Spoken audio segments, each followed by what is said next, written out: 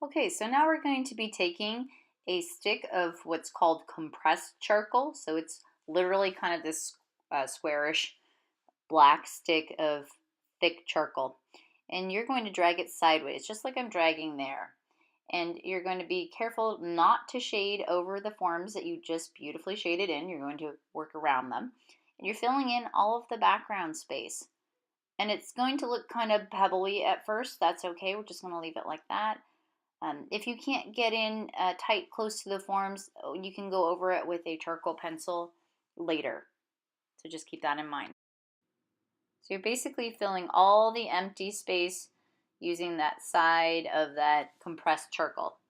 And the great thing is, in a little bit, you'll actually get to use a new tool. It's one that's been sitting in your box, probably collecting dust. But it's that kind of cloth. It's called a chamois. And what you're going to do is, I'm wrapping actually my fingers in it so my fingertips don't really get exposed to the charcoal. And then you kind of blend it in. I'm going up and down. You can go in little circles to do this too.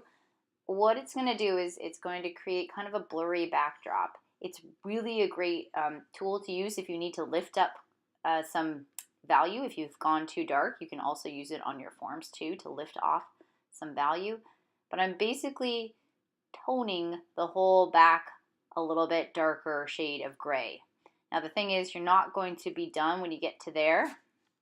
That's not the final stage. You're going to add on to it. So you're going to take that same compressed charcoal stick, or you could use your 6B, and you're going to go on top of that tone, kind of at a diagonal, or you could do a crosshatch on this, either one, and you can do the background entirely in a hatch. Now the thing is, if you look at your reference picture, you're going to see that there are areas that are darker than others. There's a cast shadow that's thrown onto the backdrop from the cylinder. So you're going to have to make it darker in places. So having that background be dark really helps to pop forward the forms. And here's the finished piece.